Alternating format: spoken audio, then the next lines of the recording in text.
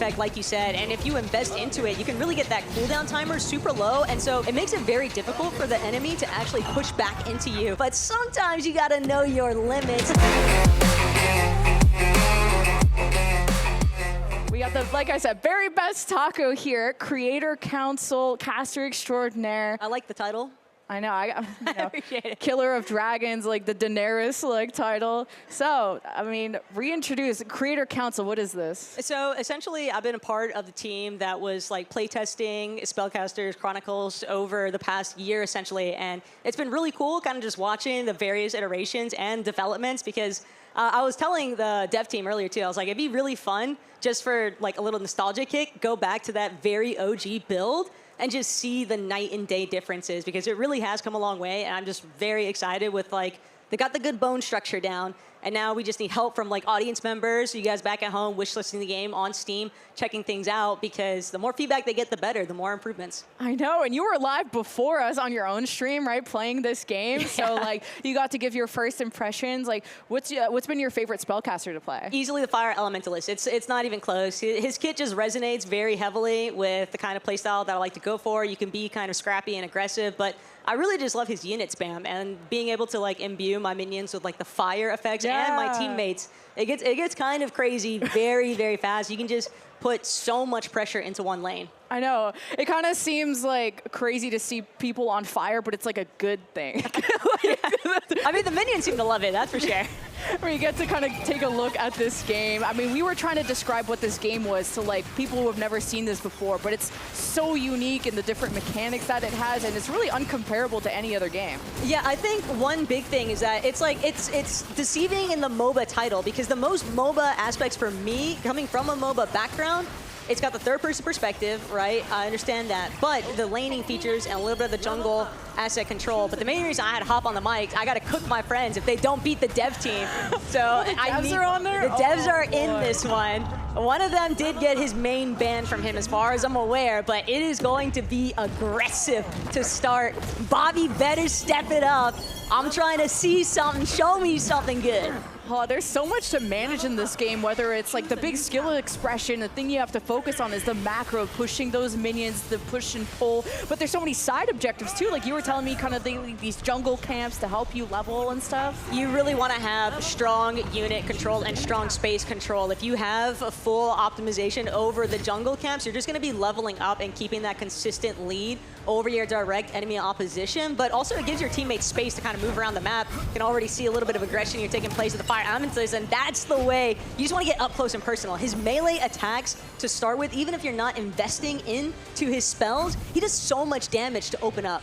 His ultimate seems really strong, like being able to take over areas instantly, like letting it rain AoE style on all these minions. Yeah, so like that's his fourth ability is like a big invest into it. You can really get that cooldown timer super low, and so it makes it very difficult for the enemy to actually push back into you. But sometimes you gotta know your limits. That's getting a little bit overzealous, but I also want to make sure to give a quick shout to any audience members here on site. Make sure you're using your battle items. Those things are so clutch and so effective because they have a lot of different various effects, but I know one of them that the devs was just holding on to is like a recharge, so they got like small, medium recharges. It just helps you restore your cooldowns faster for your population control. Yeah, because there's population maximums, there's the cooldowns, and then there's items that you can pick up to like those consumables, and you always got to get out of jail free card. 1 HP, by the way. Oh my god. He is not having a good time, but able to fall back behind his silo. That's always going to be a solid safety net. And one more time, Dev's just continuing to try and showcase. I believe calling out some of the big boys is going to be a necessity here, but it's so annoying because you have to deal with the Astro Monk spamming you down, trying to interrupt your spellcast. Yeah, I was wondering, like, at what level can you interrupt? Because also the Titan takes so long to summons, but most of the time you can't really prevent it. Like, you're cooked. You just want to be kind of cognizant of where anyone else might be at. But I think for the most part, if you get a Titan down in general, you can kind of anticipate that you're at least going to be able to take over the towers throughout that lane. it's really just down to the enemy team to come together and try to counteract those aggressive measures. And it's cool that there's different roles, but you're not locked into those. Like, you don't even need to run a healer because you have that passive healing when you're out of combat. But do you think there's different spellcasters, like some that are better at 1v1, some that are better at minions, some that are better at different things? Anything that's going to be in the duelist class is going to be pretty potent, I would say, at those 1v1 PvP scenarios. But like, for example, the Iron Sorcerer that Necko's playing right now, he might be one of the best defensive units because he actually has the option with his lightning. If he's got like 3 of those charges saved up, he can one-shot a Titan outright. And I know he did it to like save our team in one circumstance. Even those 10% Titan gauges, like again, using those battle items, trying to get those Titans locked in, the quicker the better. Because if you can put so much pressure onto even just one lane and force the enemy team to have the priority, like duo or even trio, counteract it, you can then just start taking over the side lanes too. And these crypts, like how much can you just forget about creating minions on the Iron Sorcerer? Do you still kind of have to help? It's nonstop. And Necko's also, he's got a great mind for it because I do think that this is one of the spellcasters that like you've really got to pay attention to your macro. But devs are obviously putting on a lot of pressure. They're trying to push back. Some of these shield units too, they are so disgusting to deal with because it takes forever to take them down. And do these crypts also act as like blockers to the tower? Because it seems like they're forming a wall with these crypts. It seems hard to get around. Yeah, and that's I don't know if you noticed what the Shaman just did just now. He like retreated back into the silos just to get a little bit of a safety net because they can't actually send any spells to like deal damage against them right there. But the beams, obviously, they have, even though the effect might go out, they are like 2x range, probably like a mid-tier range on most of those linear effects. And so you can't just sit there holding it. You can maybe be a little bit aggressively defensive with it, but you usually just use it as like a pushback measure. Yeah, it seems like the Stone Shaman is very melee-based with a lot of its minions. I mean, the Ice Ray seems to imbue a lot of defenses, but do you think that the Stone Shaman is weaker to more ranged units? It really just depends. I feel like the units that they're opting for, like, it's just very slow. It's going to take some time for them to actually get some push in, but they're also very tanky. And they're going to have to also deal with some of the map effects, too. You can see that column that's been dropped, so they're going to have to clear that first before the rest of the units can actually match up, and that's giving the devs plenty of time to get their own defensive units out here because the Stone Shaman's working with more of a ranged unit with those like turtleback kind of summons. Oh. Can you infuse an ally with multiple elements? I've actually never coordinated enough to try that. I've only ever done fire elementalist for like imbuing fire onto like my teammates, but not all of the spellcasters are going to be able to have those effects that like you can't imbue every single, they all have like their own specialty effects, and some of them it's like only things that impact like their specific kits, because there's only 2, fire elementals being one of them. But like, for example, the Mystic Scribe, hers is like healer priority, but she's not like imbuing, you know, any kind of like overtime healing effect. As far as I know, she can just like heal your units, like heal anybody on your team's units, which is what makes her so like strong. But I would be curious to see if they'd ever play around with that feature in the future of allowing like maybe up to 2, but at the same time, I could see that being way too broken. Yeah, especially with the Titan. Like, I don't think too many people have tried to infuse the Titan. I could imagine that being really OP. And she just picked up a battle item called the Grand Lightning. There's some really cool spells that come out of those chests, right? Yeah, as far as what I saw, there's like a Madness Effect one, there is a Blizzard, and then there was the Lightning Storm. So the Madness Effect, it just causes all units within an area to start attacking each other. So it literally just drives the enemy team insane. Oh. But you want to make sure that like when you're utilizing those, you can't just get it and then like click and aim. You've got to make sure that you're in the area that you want to be in before you drop those special effects on the playing field. But it's a great way to just AoE clear out a big like spammage of minions. These are the tier 4s and tier 3s. They get so big. Like I thought. And then the Titan can come around. I know we're about 40% here. There's probably some people further ahead because of those battle items, right? I think where they're really struggling, though, is that they've only got population control for 2 units. And so when you have your tier 3s, but you only have 2 at a time that you can really work with, it's kind of easy to just target, focus them down. And that's why I think Necko is so dangerous with this Iron Sorcerer. You can see he just has the same strategy every single time. He gets his silos up and running, and it is just relentless trying to deal with that pressure. Yeah, because you always have to fall back, kind of recreate your army, try to deal with these camps, and there's like a level up race too. I mean, when we had audience members, we had like a level 20, a level 30 Swamp Witch against a level 20 Iron Sorcerer, so it's like leveling also matters. Yeah, for some players, I think if they've got a little bit of experience with playing kind of strategy-based games like RTSs and whatnot, you know, looking at like StarCraft or even a little bit like TFT side of things. For me, Command and Conquer was something that I like had a big shout out in like my childhood because my brother was really into it, and so I liked participating, playing with him on that. And even though I might have like strayed away from it later on, I still think that this game does a perfect job at giving you the option to play as that strategic style or invest into the PvP. Oh boy, we got the Life Stone under fire on this side. The Mystic Scribe is trying to heal an ally, so really you can tell the teamwork is much different with the devs on there. Yeah, I mean, I would hope so though. They said they were going to take it easy. That for me, that's their cope card just in case. They know we've been catching up. Slowly but surely, eventually we'll be able to actually try and overthrow some of the more devious devs because again, if Michelle was on his Iron Sorcerer, we might be looking at a different battlefield. Oh, absolutely. You got the Swamp Witch. Did you get to see the cosplayer that was here? She was so... Yeah, that was a sick cosplay, by the way. I was really curious if, like, how long it took her to actually make that staff. Oh, just the staff? No, Oh, she said Laura. like 400 hours. Oh, no, Laura. I don't think they have chat available yet. You can't type, but maybe they'll say something to each other later. This guy also surfs on his shield and also beats people with it. I love the Iron Sorcerer. Yeah, that's actually one of the cooler changes that I think the devs made over time because some of the very first playtests we ever did, not everybody could fly. My character, for example, Fire Elementalist, he was only like a jump spammer, so you could like double jump everywhere, and you could kind of try to imitate the flying mobility, but it was definitely not to the same extent as everyone else who's actually just flying and sprinting around in the skies, because then you're like, well, how do I attack this person in midair? Yeah. But I love when they made that transition to just, okay, everybody can fly, and I feel like the call out as well, it's nice that you can just hit spacebar to drop it, and then you can still pick it back up with another spacebar interaction. So they've made it just a really nice quality of life. Super beat down though from Necko. Like he's trying to put team on his back here. I recognize game recognizes game.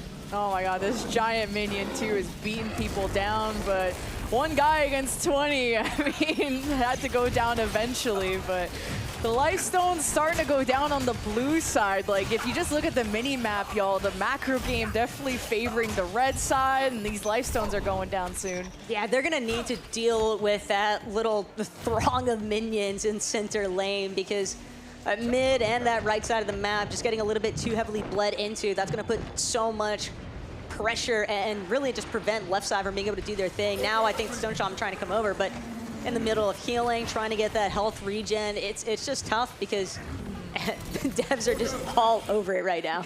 Fortunately, you can't put out fire with ice. At least I don't think so. We were wondering what other elements are going to be coming out. But speaking of healing, you know, you have those three roles, the Enchanter, the Duelist, the Conqueror. Do you need one of each, or what's been your experience mixing those roles? No, so I don't know if you, from the Showmatch, I'm sure you and Keg had a fun time witnessing all three Astral Monks. That was just like a coincidence because Inbowned, Azap, and Hammer just all happened to like prefer maining the Astral Monk, but you really can explore. And I do expect that as the game releases in like closed beta, I wouldn't be surprised to see some really cracked gamers figure out the most like ideal team compositions. Right now, I definitely feel like the Scribe is one of the strongest units just because of her healing capabilities. I think she will be a necessity in the future, but that's just like a hunch. It's no like guarantee. I just think that she has very strong support potential, and it's not even necessarily just for only playing healer for her teammates. Like, you really can just impact the map so heavily. Yeah, because she has a passive where if she heals an ally, she heals a bit of herself. And all of these characters, all these spellcasters have passives, which me and Keg didn't want to get into too much because it's already a lot to digest on the screen, but the passives are really cool too.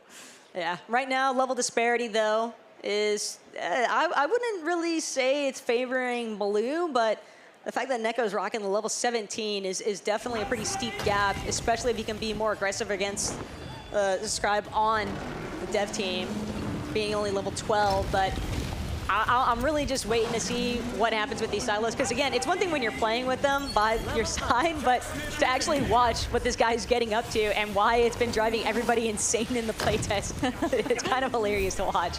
Yeah, I was wondering if you'd want to spread your crypts out to like different lanes, but it sounds like you built this like impenetrable base. Speaking of that, you got the wall from, was that the Stone Shaman's ultimate? Yeah, the wall is crazy because it's one of the few effects in the game that can actually stop a Titan in its tracks. And so it's by far one of the best defensive measures. I believe that the Fire Elementalist AoE from that 4th ability, yeah, they're trying to drop a little bit of lane pressure there, but again, that wall just buys so much time because it has so much HP, and it just forces people, like, look at what they're trying to deal with. It's just only down to halfway point, and it's going to take a hot minute, but we are seeing some really good pushback. I'm not sure if they might have had a chance to even utilize a capture banner at one point that gave them a leg up. And did you get to play any other maps? Because I know there's like more around the corner. So what do you think about Mausoleum? We've only got to see Mausoleum, so what are the other maps like? I think the other maps, I don't want to give too much away because like the whole spoiler alert, like I know that they told me that for this bit, I'm allowed to have some fun with it, but I do think that it's sick how they are kind of exploring having the map impact like, you know, some of the breakable features, like we saw the pillar that fell down and like slowing units and stuff like that. So there's little ways for players to kind of try and weave in actual map effects for their own gameplay strategies. Because I know like this one is very open, a lot of verticality. I was kind of reading that maybe some maps will have some more ways to flank or get like kind of some backdoor opportunities. With the Fire Elementalist has like a catapult or something, right? So it seems like there could be ways to get around the map. No, there's definitely going to be some speedsters, I think, and seeing those later developments, because the one thing I'm unsure of is, even though we did get to experience a couple of other maps that they're working on, I'm not 100% that those maps are still the same as like the last time that I may have seen them. And so I think that it's just really cool the way that the devs have just been so receptive to all of our feedback, because it's really awesome when you get to see it in real time, like those adjustments be made. Yeah, it just takes so many different skills to master this game, and there's a level of strategy and depth, and we don't even get to see the full extent of it because of the deck building kind of being the 2 main default decks. But we got some Titans on, and this one's imbued with poison, I think, or is getting poison. Yeah, I believe that they've been hit with a slight AoE effect here that's going to cause some big issues. Smart on Michelle, though, to just try and drop down all of this AoE spam from the Fire Elementalist. You just got to do everything you can to try and slow this big guy in his tracks, but the moment that a Titan goes down one lane, it's like I said, you're going to expect it to conquer. You just got to play for the pushback once you finally take down the Titan. Because the Titan like instantly kills like most minions, and it takes a few shots at a tower, right? Or what's the damage like on this guy? He's just got a chunky HP bar, but it makes sense because I think one cool feature is that, for example, this is what I'm waiting for. I want to see Michelle just go really deep down one of these lanes and choose to drop this source altar at like one of the closest spawns to an enemy lifestone, because that's going to be their best comeback mechanic. And if Bobby and them aren't careful, he's going to get away with it. And sure enough, the stealth play pays off big time. So now they're going to be able to summon their units much closer to the enemy team lifestone. It's just going to put so much more pressure down, and they're going to be forced to have to just pull back because those units can't go backwards. Oh god, he was getting attacked too, less than 200 HP, and thankfully he's just going to stay around the tower, right? Because like when in doubt, go back to your tower, and at least that'll protect you. A little bit, but there's definitely some chase down potential still. Like I've definitely been a bit fiendish in terms of just diving regardless, because the later on the match goes, like the towers aren't going to like outright one-shot you like they would in the early game stages. So there's a Thanatos and a Gaia Beast, right? Yes. For the Titans. Is there what's the difference? So the primary difference between the two creatures is that the Gaia Beast has, like, they have different AoE effects. And for the Gaia Beast, it tends to be more activated with like the Swamp Witch, like the Poison Cloud kind of thing. But like each step that it takes, it usually is dropping like something different with like each of the steps. And then with Thanatos, it's just a standard. So you can see like the Poison Cloud kind of thing, dropping along like the bottom of his feet when he's like stepping. It's a lot to deal with though. But I personally prefer the Thanatos Titan, but I do think Gaia Beast has a lot of like methods to kind of play around with. And you choose the Titan, or is it just assigned? Yeah, so when players are gonna actually get into like the closed beta and stuff like that, so here at the LAN, you have like very specific deck builds because I think it was smart of the devs. They didn't want to overwhelm everybody because this is a brand new game. It's very unique in the sense that like there isn't really anything like this on the market, at least from my takeaway and like the games that I've experienced, because it does have that infusion of like so much heavy characterization on RTS and like the PvP style. And I think that they just wanted to make sure that people had like kind of equal playing grounds. So you don't want to have to worry about doing the deck building when you're just trying out like a game or two here live on the stage. And I think at home, though, it'll be a lot of fun because that's where you'll get to see some of the more exploratory options. That's like what we've basically been messing around with, because there are some really cool units. Because like one of my favorite units is actually an archer unit, but it's like the wolf archer units. They do crazy damage. Oh my god. They're one of the jungle minions, actually. But it's like if you imbue them with fire, they get so psychotic because they do so much damage and they're so far away.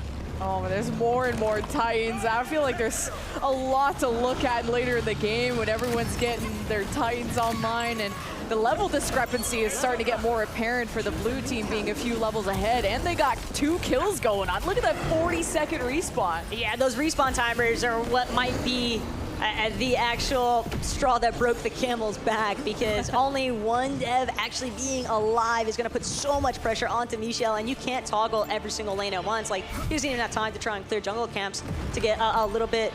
He's got to go and try and shut down this Gaia beast in its tracks. And maybe if he could take down Necko here, that they could get like a good comeback, but it's going to be very hard to just kind of micromanage all these lanes. But even then, it's not looking too terribly in the sense that like the devs aren't losing by much. I think that it's very likely that they'll be able to hold on to this slight lead. It really just all depends on what Laura and Greg are able to come up with to kind of back up Michel here. But I'm honestly surprised to see Inbowned, Necko, and Hammer struggling a little bit here with closing that gap.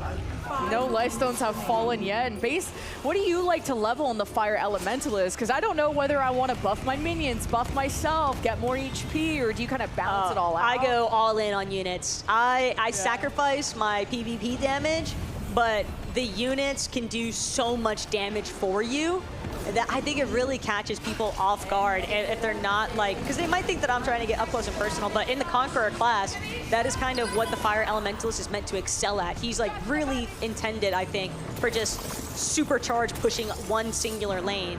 And he's really great for doing like those counteractive lane pushes too. So like if one of your teammates is getting really shoved in, send a Fire Elementalist on over, and he'll be able to clear that up no problem. And is there a strategy or tough decisions around sacrificing a life stone, for example, to just hard push other lanes? Like when do you give up, or are you balanced all around? That was a great 1v1 too. Yeah, it's not only that, but like seeing all those special effects that were dropped, and Necko's gonna commit towards the Blizzard. But yeah, I do think that there are ways for players to kind of like implement that sort of stuff, but I think me personally, like one of our first show matches today, I completely abandoned my teammates. I was just like, look guys, I have so much pressure in this left lane, I'm just gonna commit to like hard shoving their left lane, and that's gonna be our counter push. Is the left. Okay, Necko did not see that coming. Oh my God. He was not expecting to get 3-tapped essentially, but that's a steep timer to have to sit out for. But I do think that there are like, it's risky, but like risk versus reward always, especially in a game like this. And you should maybe try to balance your team out, like maybe someone good at minions, someone good at PvP, like a buffer of some sort, or like... easily. Yeah, I think like the more that we've gotten to play with each other and stuff like that, all of us kind of have a pretty good understanding of like who likes to do what.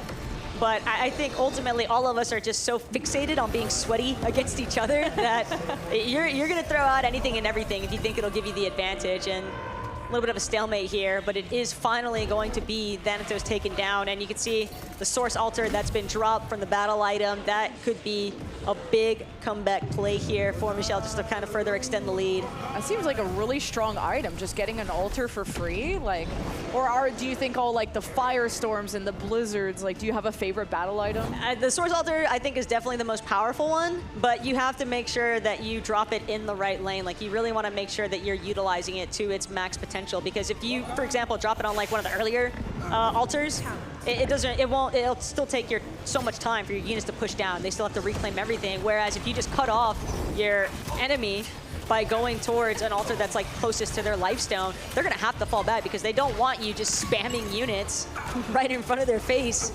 And yeah, and like a little bit of revenge there. Laura's gonna be sitting this one out for a hot minute, but I don't know. This is getting too close for comfort right now. Yeah, and as you're trying to focus on minions, you got other players trying to third party you. It gets so crazy in the late game, and there's less than 2 minutes, so this is kind of anybody's game. 20 HP difference between the lifestones. Yeah, I'm almost wondering. I mean, I knew it was going to be inevitable for it to come down to a timer. It was actually something I was talking about with Laura before she hopped on stage, where she was like, I'm really not sure what to expect. Because like we got, like Michelle's their power hitter, the fire elementals. That's gonna be their power hitter. He is cracked at the game.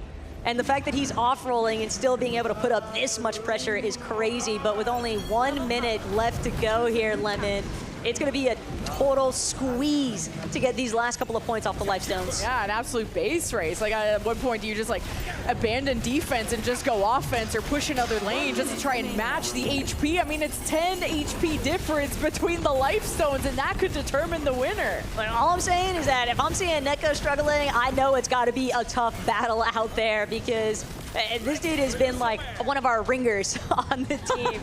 He is definitely insane, and Michelle is just giving him so much of a problem with just preventing him from getting to do whatever he wants. Because normally he's been very controlling of the map with some of these silos and whatnot, but he's just getting slowed down at every single possible corner. Oh my god, this Iron Sorcerer just blew up so many, tier 3, tier 4 minions, like, insane. Like, is this a guy that really specializes in taking down minions, or is that just how he built the That's just his lightning ability, but it's such a long cooldown, because most players, I think, with the Iron Sorcerer are going to want to prioritize leveling into their minions, but the lightning is a great get-out-of-jail-free card, because it was like I mentioned earlier, you get 3 of those charges stacked up, you can just drop a Titan in one moment, but Misha's celebrating immediately. Yeah, I mean, the difference between just watching audience members, no offense, but versus the devs has been the battle item usage. I didn't realize like how impactful those were at just dealing with the wave. Yeah, if you are going to be hopping on the stage here at TwitchCon, please, please, please make sure that you press your E ability. Those battle items come in clutch.